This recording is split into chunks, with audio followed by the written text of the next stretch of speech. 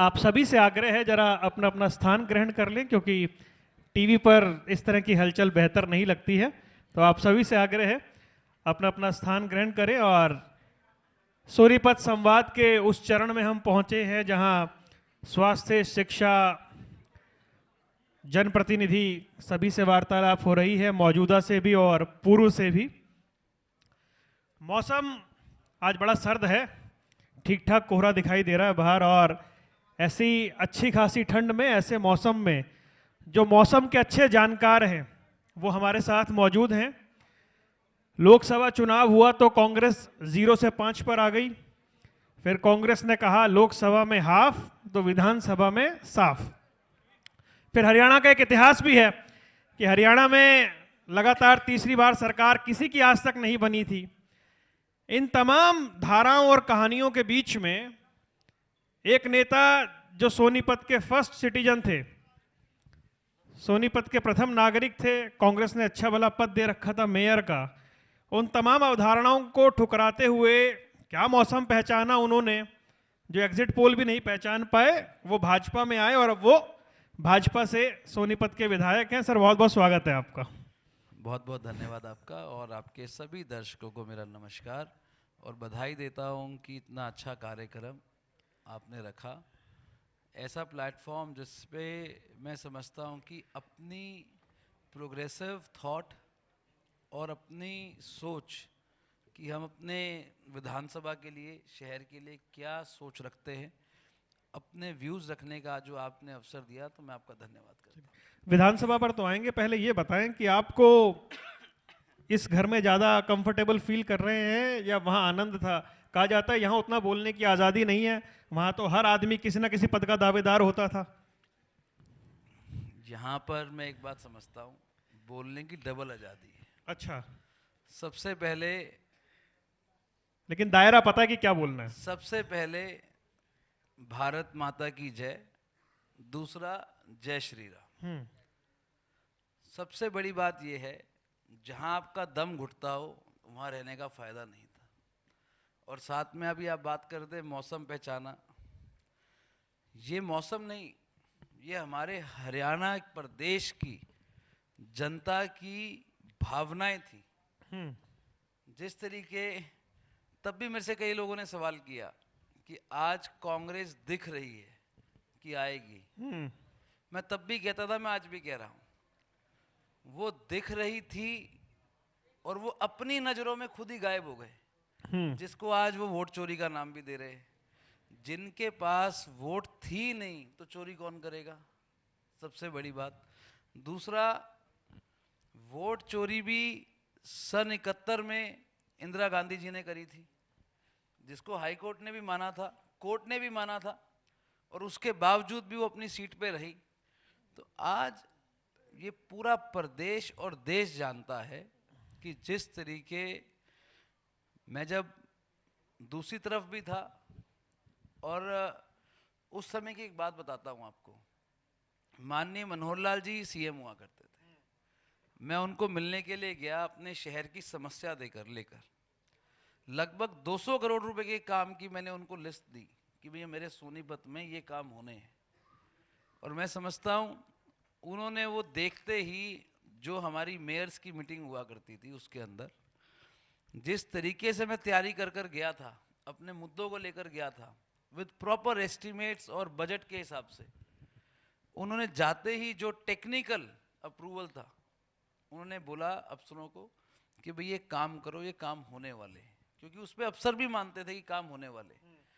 ऐसे व्यक्ति ने, जो हमारी भावनाएं थी कि हम सोनीपत को आगे बढ़ाएं, और आज भी यही संकल्प है कि हम सोनीपत को आगे बढ़ाएं। तो जब मैं मेयर था, उन्होंने उस समय भी मेरे को ऐसी ग्रांट दी सोनीपत के लिए, जिसके लिए मैंने पूरे 3.5 पौने 4 साल काम करा अपने शहर के अंदर। और कभी भी उन्होंने इस चीज़ का भेदभाव का फर्क नहीं रखा कि ये कौन सी पार्टी से आ रहा है, ये कौन सी जगह से आ रहा है। उन्होंने एक ही चीज़ देखी कि भाई ये, मैं ये बात इसलिए बता रहा हूँ कि ये जो भावनाएं हैं और जो ये सोच है, ये भारतीय जनता पार्टी की है कि प्रदेश को और देश को आगे हमने एक ही सामान्य रूप से बढ़ाना है। नहीं, कांग्रेस में सिटिंग गेटिंग का फॉर्मूला था, इसलिए आप इधर आ गए। सिटिंग गेटिंग के फॉर्मूले से आज उनका ये बुरा हाल हो चुका है, आप देख सकते हैं। नहीं वो तो चलो नहीं, और पार्टी ने बाद सबसे में बड़ी भुगता बात, ना। सबसे बड़ी बात जहां तक आप कह रहे हैं सिटिंग गेटिंग का फॉर्मूला था, ये सबके नसीब है। क्या पता उस समय क्या होता और वो कहाँ होते और मैं कहाँ होता। चलिए ये इस पॉइंट पे आ गए कि जब आपने वाली बात छेड़ दी है, तो अभी सत्र में पूर्व विधायक साहब और मौजूदा सांसद साहब मौजूद थे। उनसे पूछा जा रहा था, वो कह रहे क्या बोले कि भाई जब वोट ही चोरी कर लिए गए तो फिर सोनीपत के नतीजों पर क्या बात करें। और सांसद जी तो ये कह रहे थे कि मैंने इतना काम करने वाला आदमी आज तक नहीं देखा, जो गली गली लोगों के काम करता था, ये हार जाएगा मुझे आज तक यकीन नहीं है। सांसद जी का जब चुनाव था उस समय सांसद जी को आज तक ये मेरे को लगता है उनकी आंखें नहीं खुली अभी तक भी इस बात से कि जब सोनीपत के अंदर वो वोट मांग रहे थे, कितना काम करने वाला आदमी जो आप कह रहे हैं जो हार जाएगा, जिसकी वो नहीं, बात ऐसा कर- सांसद जी कह रहे हैं। सांसद जी कह रहे हैं जो ऐसा हार हार जाएगा, उनके चुनाव में 46,000 से हारे सोनीपत में, सोनीपत विधानसभा में। क्या उनकी तब आंखें नहीं खुली इस बात को लेकर? मतलब आज भी वो इस बात को, 46,000 की लीड तब थी बीजेपी पार्टी की, इस बार भी लगभग 30,000 से वो विधानसभा में हारे। मेरे को लगता है कि सांसद जी को भी सोच समझ के और पॉलिटिकल व्यू पॉइंट से नजरिया आंखें खोलकर देखकर चलना चाहिए कि भाई आप क्या बोल रहे हैं और क्या हकीकत है। क्योंकि सोनीपत के अंदर, आप सोनीपत का जब उस टाइम पे सर्वे होता था, जब जब अपना जितने भी न्यूज़ चैनल है उस समय सर्वे करने के लिए आते थे ग्राउंड रिपोर्ट पे, आप किसी की भी जेन्युइन रिपोर्ट उठाकर देखिए कि लोगों के क्या फीडबैक थे। जिस व्यक्ति ने शहर में जाना नहीं, जिसको शहर का पता नहीं, पूरा शहर की समस्याओं को नहीं उठाया जिसने विधानसभा में, मैं चुनाव में भी एक बात कहता था and that was on record, जो पैसा हमारी सोनीपत के लिए 25-25 करोड़ रुपए दिया गया था, जब सारे विधानसभाओं को दिया था, आपको याद होगा ये, बिल्कुल याद है। तो उस समय वो जो पैसा सोनीपत का आया वो यूज नहीं करा पाए। तो वो व्यक्ति जिसको अपने शहर की सेंसिटिविटी या शहर के मुद्दों की गंभीरता नहीं पता, तो पब्लिक ने आईना दिखाने का काम किया। ये जो पूरा क्षेत्र है सोनीपत राई, यहाँ पर वोट चोरी का मुद्दा ठीक ठाक तरीके से उठाया। राहुल गांधी ने सदन में, सदन के बाहर, अपना रामलीला मैदान में, बिहार की रैलियों में, और फिर उसी मुद्दे को भूपेंद्र सिंह हुड्डा साहब ने, आपने सदन में भी देखा होगा, तमाम नेता उठा रहे हैं। आपके आपके क्षेत्र में ब्राजीलियन मॉडल है, आप ही को नहीं पता? मतलब कमाल की बात है भाई, है तो गांव देहात का एरिया भी ना। ये जिसने मुद्दा उठाया प्रेस कॉन्फ्रेंस करके, कांग्रेस पार्टी के राजकुमार ने, वो लेके आके कहीं छोड़ के गया होगा तो वो ढूंढेगा कहाँ पे है वो, उससे पूछो कहाँ पे छोड़ के गया है। वो भी और 22 बार। और सबसे बड़ी बात, मैं एक बात कहता हूँ, एक कहावत है ना, born with a silver spoon, born with he is a diamond spoon guy. जो राजकुमार है, he is born with a diamond spoon. उसको जो भी आंख बंद करके लिख कर दे देता है ना, वो पढ़ लेता है। अभी इतना बड़ा मुद्दा हुआ, ये वोट चोरी की जो बात कर रहे हैं, बिहार में कांग्रेस चोरी हो गई। जब 6 एमएलए बिहार के जीत के राहुल गांधी के पास गए मिलने के लिए, उनको बोलता है और कहाँ गए, और कहाँ रह गए? बोला सर जीते ही 6 है, और कहाँ रह गए का मतलब क्या होता है? जिस राजकुमार को यही नहीं पता कि पार्टी का सुपड़ा साफ हो गया तेरी, वो क्या सीरियसनेस दिखाएगा ये पॉलिटिक्स सब में? आपको 13 महीने पहले ही पता लगा है? मैं कहता हूं कि ये चाहे मेरे को 2 दिन पहले पता हो, पर हकीकत तो ये है, आप और मैं इससे छुप तो नहीं सकते, इस बात को तो मानते हो। जिस व्यक्ति को यही नहीं पता कि सीरियसनेस क्या है, जब चुनाव आता है विदेश भाग जाता है। वो जिस ब्राजीलियन के नाम ले रहा था उनको लेकर जाता होगा, या उनके साथ जाता होगा, या उनके आंकड़े बनाता होगा, तो वही जानता है। पर एक बात सच है, बिल्कुल क्लियर, जब भी चुनाव आते हैं, टिकटें बंटने का टाइम आता है, वो देश छोड़ के चला जाता है। दूसरी बात, जब नतीजे आ जाते हैं फिर ढूंढता है कौन आया, कहाँ आया, या सुपड़ा साफ हो गया। उस आदमी के अंदर सीरियस नाम की चीज ही नहीं है। तो मैं समझता हूं पहले कांग्रेस पार्टी अपना घर संभाले, वो कहते अपना हैं नेतृत्व संभाले। मैंने जितने एलिगेशन हरियाणा को लेकर लगाए, 19 लाख फर्जी वोट, हर जगह पर वोट चोरी की गई, तमाम एग्जिट पोल हमारे फेवर में थे, ब्राजीलियन मॉडल, एक घर में 500 वोट। एक मिनट, वो कह रहे जितने आरोप मैंने लगाए आज तक चुनाव आयोग ने जवाब नहीं दिया प्रेस कॉन्फ्रेंस करके कि उनका जवाब भी दे दे। मैं एक बात इस बात में कहूँगा, बड़ी छोटी सी बात में इसको हम ख़त्म करेंगे, क्योंकि ऐसे व्यक्ति के बारे में चर्चा करना जिसकी समझ में कुछ मैं समझता हूँ कुछ है ही नहीं।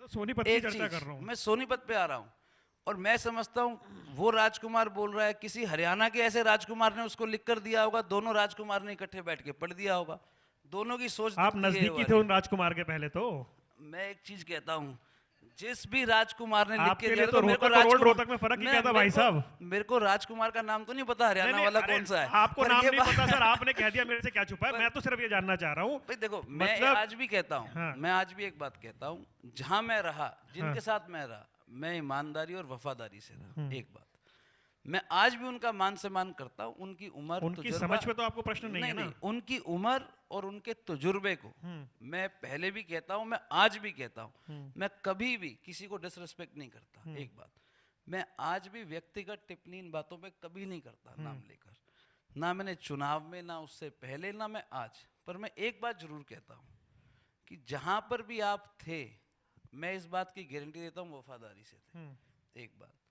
आज जहां हैं अपनी पसंद से है, उससे डबल मेहनत कर रहे हैं, क्योंकि आज हमें पता है कि आज हमारी पार्टी भारतीय जनता पार्टी देश के लिए, प्रदेश के लिए, जन भावनाओं को देखते हुए काम कर रही है। सबसे बड़ी बात, उन लोगों ने कभी भी लोगों की हकीकत, जमीनी जो समस्याएं हैं उनको समझने का काम नहीं किया। जब हमारा लोकसभा का चुनाव था, पूरे देश में एक ही गीत गा दिया, तब तो हमने भी साथ बैठ के देखा है। हम भी इस बात को कहते थे कि ये तू बोल क्या रहा है, तू खुद समझ तो सी। मैं फैक्ट प्रैक्टिकल बता रहा हूँ ये वाली बात को। जब सोनीपत भी रैली थी, उसके बाद आज जो यहाँ पर मंच से उतर के गए हैं, जिनकी आप बात कर रहे थे, पूर्व राय या जो सांसद है, मैं इनकी बातें भी बताता हूँ। इस बात में ये भी कहते थे, अरे बोल क्या रहा है, संविधान खतरे में। अरे बाबा साहब का लिखा हुआ संविधान, जिसको भारतीय जनता पार्टी से ज्यादा कोई सुरक्षित नहीं रख सकता, मैं इस बात की गारंटी देता हूं।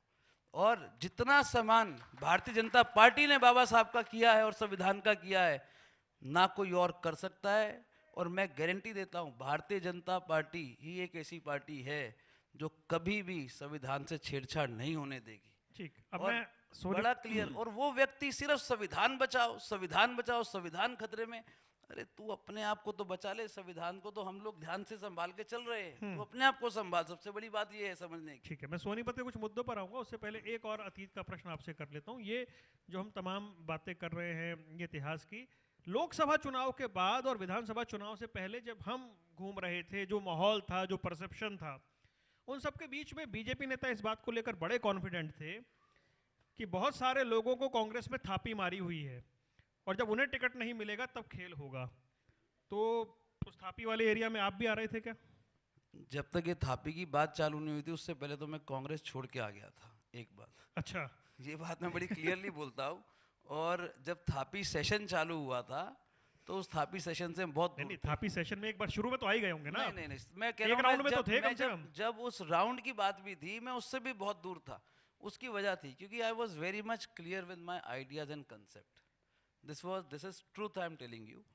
उस समय भी मैं ना तो गया बात करने के लिए टिकट के लिए, मैं क्लियरली बोलता हूँ, और ना ही मेरे को ऐसी कोई थापी दी गई हम तेरे को चुनाव लड़ाएंगे, क्योंकि बहुत सारी ऐसे और वजह होती हैं जिसके लिए। आप बहुत पहले सक्रिय हो गए थे सर, याद नहीं है? मैं दिला दूं, आप ठीक ठाक सक्रिय थे। मैं तो मेयर था, सक्रिय तो रहूंगा। हाँ, मेयर हूं शहर का। अगर एक बात बताइए, कोई भी व्यक्ति मेयर है शहर का, या कोई भी चुना हुआ प्रतिनिधि है शहर का, पार्षद, मेयर, तो थापी विधायक- ऑटोमेटिक है? नहीं, थापी नहीं। हाँ। वो सक्रिय रहना चाहिए अपने शहर में, अपने एरिया के अंदर। जब तक आप लोगों के बीच में नहीं जाओगे, उसकी दावेदारी आपको naturally समस्या है।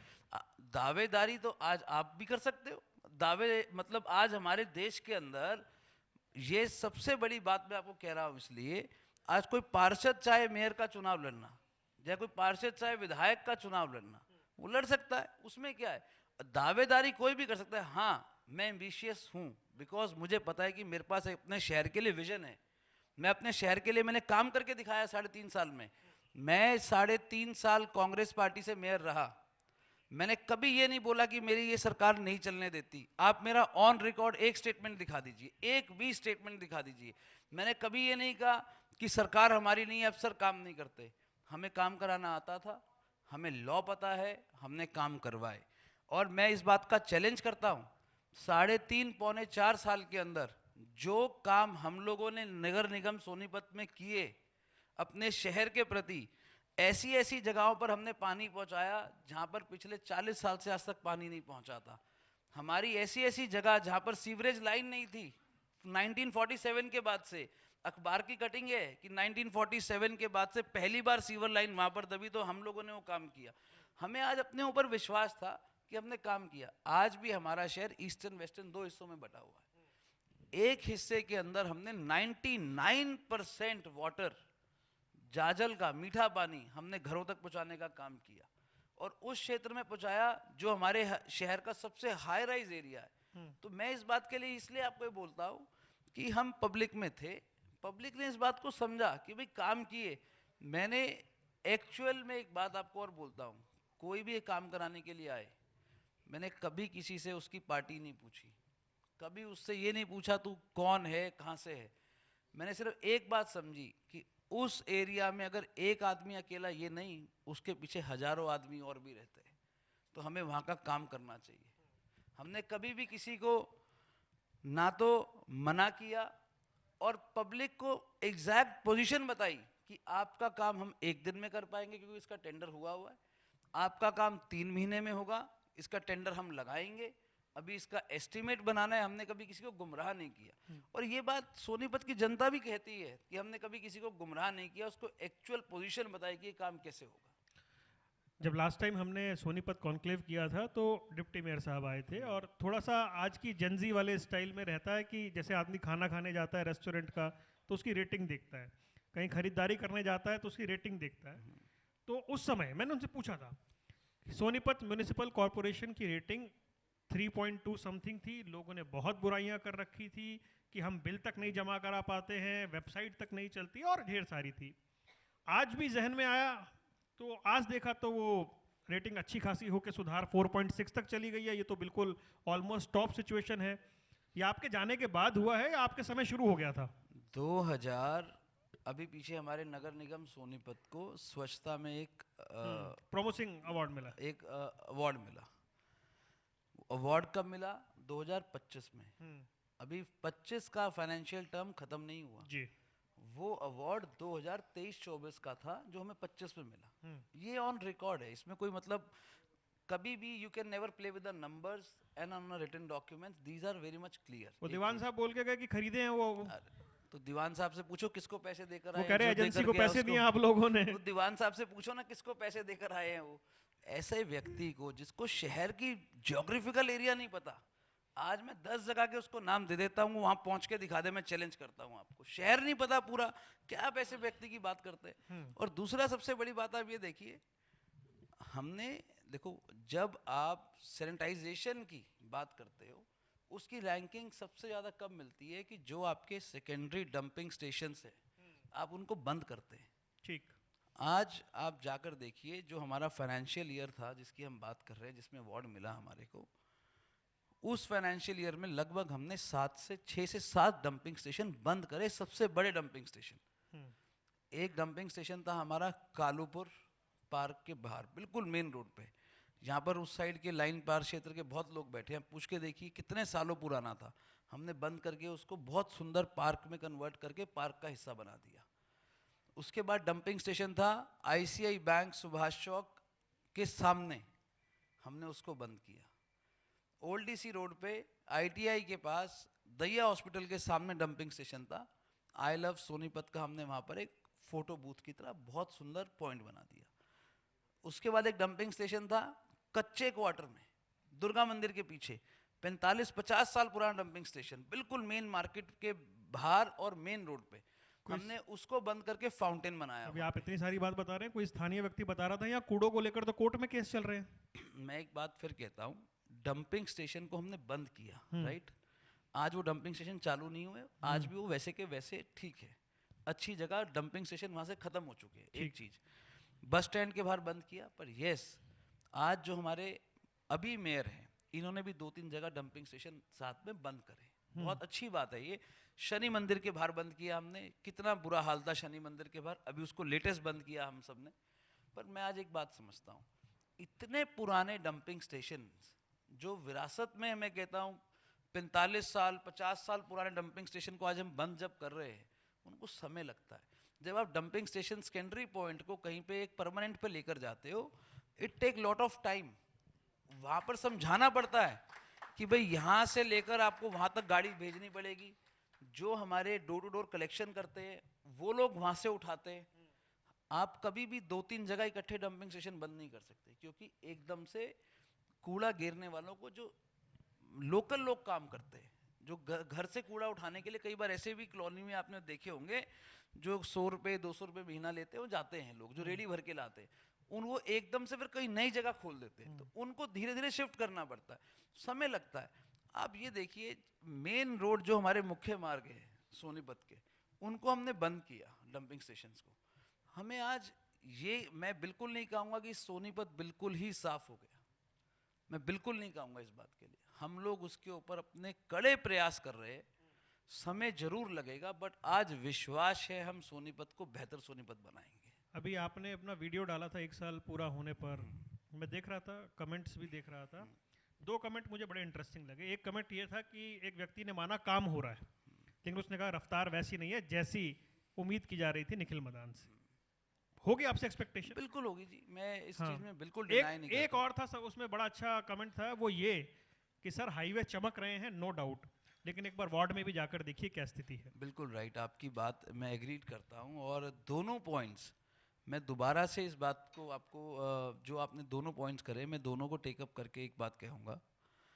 रोड्स इस बार जो बरसात हुई हमारे सोनीपत के अंदर या पूरे हरियाणा प्रदेश के अंदर, ऑन रिकॉर्ड वो सबसे ज़्यादा डेंसिटी में बारिश हुई पूरे, मतलब कई वर्षों का रिकॉर्ड टूटा इस बारी। जब वो बारिश हुई बरसात के बाद, एकदम रोड्स हमारे सोनीपत के खराब हो गए, क्योंकि सोनीपत की जो आज मैं समझता हूँ सबसे बड़ी समस्या है, जिसके ऊपर आज हम काम भी कर रहे हैं, 2 जगह हमने उनको ट्रायल किया है, और वो 2 जगह पर नई चीज हमने प्लान करी है, और वो इस टाइम मौके पे काम चल रहा है, तो अगली बारिश में उसका रिजल्ट हमें दिखेगा। सबसे बड़ी समस्या सोनीपत की है जल भराव की, मेजर इशू है, और ये इसलिए है, हमारा शहर बहुत पुराना बसा हुआ है, बहुत पुराना। हमारे सेक्टर्स 15 तक, जो सेक्टर 15 है हमारे शहर का, आज सबसे अर्बन माना जाता है, वो भी बहुत पुराना बसा हुआ है, 90s का, 90, 94, 92 के टाइम के बसा एक हुआ तरफ चमकता हुआ सोनीपत है, ऐसा लगता है शाइनिंग इंडिया, और एक तरफ ये वाली तस्वीर भी आती है। और ये इसलिए मैं आपको बोलना चाहता हूँ, जो आज नया एरिया डेवलप हो रहा है, तो वहाँ पर ऑलरेडी सब चीज़ें टेकन केयर करी जा रही हैं, क्योंकि उस टाइम पे टेक्नोलॉजी और थॉट पर्सपेक्टिव वैसे नहीं रहे होंगे, बट ऑब्वियस सी बात है। और आज अगर हम आज की बात करते हैं, तो आज उन जगह जहाँ जल भराव होता है, वहाँ पर हम नई स्टॉर्म लाइन दबा रहे हैं, जहाँ पर स्टॉर्म लाइन नहीं थी उनको डायरेक्ट ड्रेन में जोड़ने का काम कर रहे हैं, कि अगली बार जब बारिश आएगी तो वो पानी जो जल भराव है, आज भी 99% लोग इस बात को समझते हैं कि जब बारिश होती है तो सीवर का पानी बारिश के पानी को लेके जाएगा, नहीं, पर ये ऐसा कभी नहीं होता है। आपको बरसात के पानी को स्ट्रॉम लाइन में डालकर ड्रेन में डालना ही पड़ेगा, ताकि आपका ग्राउंड वाटर लेवल मेंटेन रहे। क्योंकि आप मेयर हैं, आप इतनी बारीकी से बता पा हमने रहे हैं। इसलिए मैं बोल रहा हूँ क्योंकि हमने इस पे काम किया है। मैंने एक कंसल्टेंट्स को हायर करके भी इसका सर्वे करवा के हमने पूरा प्रॉपर वर्किंग कराई है। तो मतलब मुझे इसलिए पता है, जब मैं नगर निगम में गया मेयर बन, नहीं सर, हम तो लेमैन हैं, हमें ये समझाइए, अगली बार जब सोनीपत कॉन्क्लेव करेंगे तो आप बता देंगे कि हाँ जी ये काम हो गया, पिछली बार हमने कहा था। जहां पर आज हम ये काम कर रहे हैं, अगली बरसात तक वो जगह पे काम पूरा हो जाएगा। मैं नहीं ये आप बताना कि वहां पानी रुका या नहीं रुका, क्योंकि मीडिया भी इस चीज को देखती है और कवर करती है जी। और एक बात की भी और गारंटी है, जैसे बरसात रुकती है, आज हमने सिस्टम ऐसा डेवलप जरूर किया, इस बात की खुशी भी है कि जब बरसात रुकती है हम आधे घंटे से पौने घंटे में पानी को बिल्कुल उतार देते हैं। ये तो सिस्टम हमने डेवलप किया, कहीं पंपिंग स्टेशन बढ़ाए, कहीं पर मोटर्स बड़ी लगाई, कहीं पर जहां पर ऐसी ऐसी जगहों पर पानी 2 दिन रात नहीं उतरता था, ये तो ऑन रिकॉर्ड है, उस जगह से हमने पानी 40 मिनट 35 मिनट में उतारने का काम भी किया। ठीक, पर ठीक है, ये सॉल्यूशन नहीं है, ये सॉल्यूशन नहीं है ना, सॉल्यूशन ये है टेम्परेरी। जिसके ऊपर आज हम काम कर रहे हैं, वो सॉल्यूशन है। पर मुझे एक बात कहते हुए बड़ी इस बात से खुशी भी है कि आज एसएमडीए के साथ मिलकर और नगर निगम के साथ मिलकर ऐसे बहुत सारे नए प्रोजेक्ट्स जिनके ऊपर हम काम कर रहे हैं, जो आने वाले फ्यूचर में बहुत बेटर होगा। और जो कमिटमेंट्स मैंने अपने चुनाव के समय में बड़ी कमिटमेंट्स करी थी, जो बड़े पुराने मसले हमारे सोनीपत के रुके हुए थे या जो कमिटमेंट्स करी थी, उनके ऊपर आज हम काम कर रहे हैं। ठीक है, तो सोनीपत के पुराने मसलों की बात हो रही है। हालांकि ये टॉपिक सुबह से हमारे यहाँ चल रहा है, मैं लेना नहीं चाहता था, लेकिन पुराना मसला है, आपने छेड़ दिया है तो मैं कह देता हूँ। अब लोग ये जानना चाहते हैं कि अगर मेट्रो गुड़गांव जाएगी, गाजियाबाद जाएगी, फरीदाबाद जाएगी, नोएडा जाएगी, बहादुरगढ़ जाएगी, सोनीपत वालों ने क्या गलती कर दी? या फिर आपके जो अब विरोधी बन गए हैं वो ठीक दावा करते हैं कि हमारा था तो हम ले आए, तुम इससे 1 इंच आगे बढ़ा के दिखाओ। देखो, आज वो क्या कहते हैं, मैं ये उचित नहीं समझता कि मैं उनका जवाब दूं, और ना वो कुछ ऐसी बात मेरे सामने रखते हैं। पब्लिक जवाब मांगती है, पब्लिक को जरूर हम बताएंगे। सबसे बड़ी बात है, मोदी जी ने, माननीय प्रधानमंत्री जी ने हमारे शिलान्यास किया रोहिणी से राई तक के मेट्रो का। ये आपको मालूम होगा, आज से लगभग साल पहले की बात है, लगभग साल पहले। तो वो काम ऑलरेडी हमारा इन प्रोसेस है। और जो रैपिड ट्रेन हमारी करनाल तक जानी है, वो हमारे सोनीपत से होके जानी है। आईएसबीटी से कनेक्टिविटी सोनीपत, पानीपत एंड करनाल जी, जिसका मेरे ख्याल से, जो मुझे मेरे संज्ञान में है, 40 मिनट का समय तय कर रहे हैं कि करनाल से दिल्ली तक का होगा सफर रैपिड ट्रेन से। और उसका टेंडर हो चुका है। इसलिए मेट्रो को छोड़ दें। उसका नहीं, मेट्रो को छोड़ेंगे नहीं, पर हमें सबसे पहले what we need is better connectivity. आज कुछ जगहों पे रैपिड मेट्रो नहीं है, जहां पे रैपिड मेट्रो नहीं है, जहां नॉर्मल मेट्रो है, जहां रैपिड ट्रेन नहीं है। अब वो लोग भी तो ये कह सकते हैं कि भाई हम मेट्रो आ गई तो रैपिड क्यों छोड़ दे। पर यस, आज जो चीज प्लान हो रही है नए तरीके से, बिकॉज सोनीपत से दिल्ली का सफर भी लंबा है, स्टॉप वाइज भी देखना है, और कितनी मेट्रो की लाइंस जो आ रही हैं, अलग अलग लाइंस आ रही हैं, कौन सी कनेक्टिविटी कहां तक बेहतर जाएगी, ये केंद्रीय सरकार इस पे काम कर रही है। पहले जब तक आम आदमी पार्टी की सरकार थी दिल्ली के अंदर, ये हमेशा कोर्ट में केस चला रहा कि मेट्रो कैसे आगे जाएगी। उसके बाद सॉल्यूशन होते ही एलजी साहब ने जब इस पे संज्ञान लिया और सॉल्यूशन किया उस बात का, तो मेट्रो का अप्रूवल मिला और उसका शिलान्यास माननीय प्रधानमंत्री जी ने किया। और मेरे को आज भी विश्वास है हमारे यहाँ मेट्रो भी आ रही है, और जिस पे काम चल रहा है 100%। रैपिड ट्रेन पे जो कहते थे काम चल रहा है, मैं कहता हूं उसका टेंडर हो गया है। कल की ही खबर है या आज की खबर है मेरे ख्याल से, हाईवे पे जो पोल्स शिफ्ट होने हैं उसका काम भी अब साथ साथ स्टार्ट हो रहा है।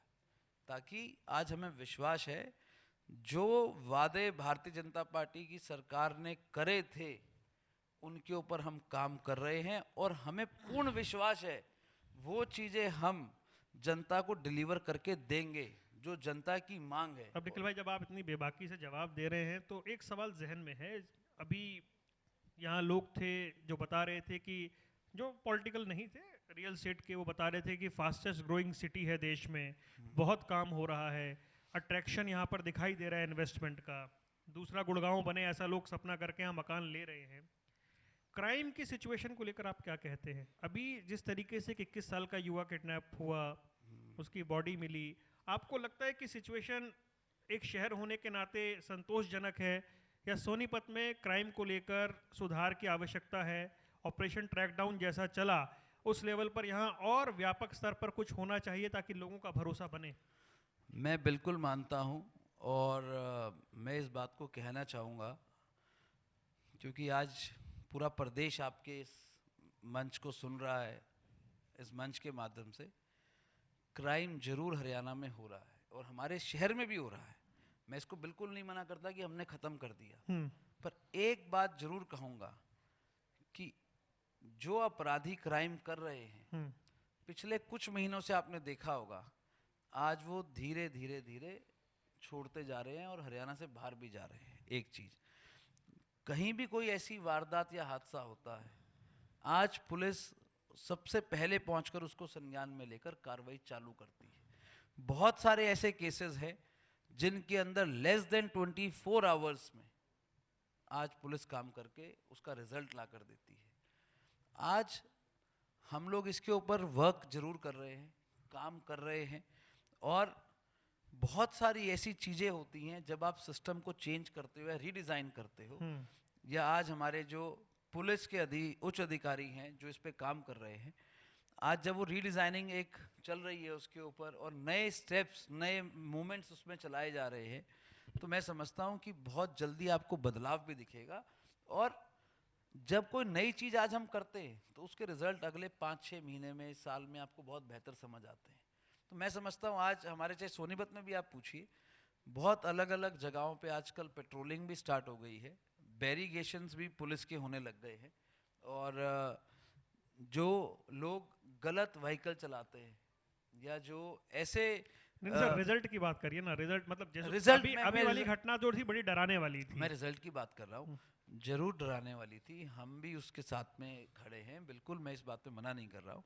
पर आज मैं ये बात आपको फिर रिपीट कर रहा हूँ कि जो रिजल्ट्स है वो धीरे धीरे धीरे बेटर होने लगे हैं, और विश्वास है कि हम उसको बहुत अच्छा करेंगे, बहुत बेटर करके दिखाएंगे। ठीक है। क्योंकि आज अपने प्रदेश की जनता को सिक्योर करना सरकार का एक लक्ष्य है, और सरकार उस चीज के ऊपर बिल्कुल गंभीर है इस विषय के अंदर, और बिल्कुल अच्छे तरीके से हम सोच के चल रहे हैं, और हमें पूर्ण विश्वास है कि हम अपने प्रदेश की जनता को बिल्कुल सेफ रखेंगे। ठीक है, अब मेरे बस अंत में 1-2 सवाल है। एक तो ये कि अभी अविश्वास प्रस्ताव आया, सदन में आप लोग मौजूद थे, विपक्ष कह रहा है हमारे सवालों के जवाब ही नहीं दे रहे, घुमाए जा रहे हैं, घुमाए जा रहे हैं। जैसे भी अरविंद जी जलेबी देके गए इतनी बड़ी, ऐसे घुमाए जा रहे हैं, घुमाए जा रहे हैं, रात के 10 बजा दे रहे हैं, हम ही खुद ही उठ के चले गए, आपने जवाब ही नहीं देना है। एक बात मैं आपके मंच के माध्यम से कहूंगा, विपक्ष ने अविश्वास प्रस्ताव लाए, और सबसे बड़ी बात, विपक्ष के पास कोई भी चीज फैक्ट्स में नहीं थी बोलने के लिए। जो उन्होंने जो भी रीजंस लिखकर दिए, हमारे मंत्री कृष्ण बेदी जी ने जवाब दिया, हमारे और विधायकों ने जवाब दिया, हमारे दूसरे मिनिस्टर्स ने उस पर जवाब दिया, और उनके पास सामने से कोई उत्तर नहीं था। एक चीज, अगर वो इतने ही गंभीर थे अपने विषय के ऊपर, वॉकआउट करके नहीं जाना चाहिए था। अविश्वास प्रस्ताव लाकर जब स्पीकर साहब ने फाइनल उसके ऊपर हाँ या ना का रिजल्ट लिया, उस समय वो सदन में ही नहीं थे। तो आप समझ सकते हैं। और सबसे अब बड़ी बात, 3-3 घंटे जवाब देंगे तो क्या करेगा आदमी? ठंड में रात को 10 बजे तक भी आप जवाब नहीं दे रहे। जिनके पास, और सबसे बड़ी बात, उस अविश्वास प्रस्ताव की अगर हम बात कर रहे हैं, पूरे सदन में विपक्ष तो 92 मिनट्स बोला, और हम लोग 60 मिनट्स बोले। समय उनको ज्यादा दिया गया बोलने के लिए। अब 3 घंटे उन्होंने खराब करे, ऑन रिकॉर्ड है ये तो। कितनी कितनी देर उनके एमएलएस बोले, हमने तो किसी को बीच में नहीं रोका, हमने सबकी बात भी सुनी। जब आप इतने सवाल करोगे 90 मिनट में, तो जवाब देने के लिए भी तो इतनी देर बैठना पड़ेगा ना, सुनने के लिए। आप सुनो तो सही, मुख्यमंत्री जी अपनी तैयारी करके एक एक चीज का बाय नेम उत्तर लिखकर लेकर आए कि एक्स ने पूछा कोई सवाल, एक्स का बोलकर कि भाई आपका सवाल का आंसर ये है। हमारे पास इसकी स्पष्टीकरण नहीं, हमारे पास पूरे आंकड़े और प्रूफ है। चलिए, उनके अंदर इतनी, मैं फिर कहना चाहता हूं, आज विपक्ष के पास कोई मुद्दा नहीं बचा है। आज वो चाहे वोट चोरी की बात करें, चाहे वो कोई और बिना बुनियाद की बात करें, उनके पास ना तो फैक्ट्स हैं, ना मैं समझता हूं आज उनके पास कोई भी मुद्दा बचा है। सिर्फ हरियाणा की और पूरे देश की जनता को गुमराह करना उनको आता है, इसके अलावा उनके पास कुछ नहीं। चलिए सर, समापन करते हैं। एक आखिरी सवाल लेते हैं आपसे। क्या 11, 12, 13 महीने पुराने वो दिन याद करते हैं आप? कभी मिस करते हैं उन्हें कि पोस्टर में किस नेता की फोटो लगानी है, किसकी नहीं लगाने से दिक्कत हो जाएगी, किसकी लगा ली तो दिक्कत हो जाएगी, किसके प्रोग्राम में जाना है, किसका छोड़ना है, कब फोन स्विच ऑफ करना है? कभी तो मिस करते होंगे ना, वो भी तो एक अपने आप में जीवन शैली थी। फ़ोन ना कभी वैसे भी स्विच ऑफ हुआ, मेरा हमेशा ऑन रहता है। और मैं बड़ा क्लियर हूँ और बड़ी क्लियरिटी के साथ में भारतीय जनता पार्टी के छोटे से कार्यकर्ता के रूप में हम लोग काम कर रहे हैं और भारतीय जनता पार्टी के सिपाही हैं। ना हमारे मन में ना हमारे दिमाग में कोई सेकंड थॉट है। नहीं नहीं, याद आने की बात हो छोड़ रही है। आए वो गलियां तो वो छोड़ ही आए, तो कुछ बचा ही नहीं उसके अंदर। चलिए, बहुत बहुत धन्यवाद निखिल जी, आपने समय निकाला, हमसे बात की, आपका बहुत बहुत शुक्रिया।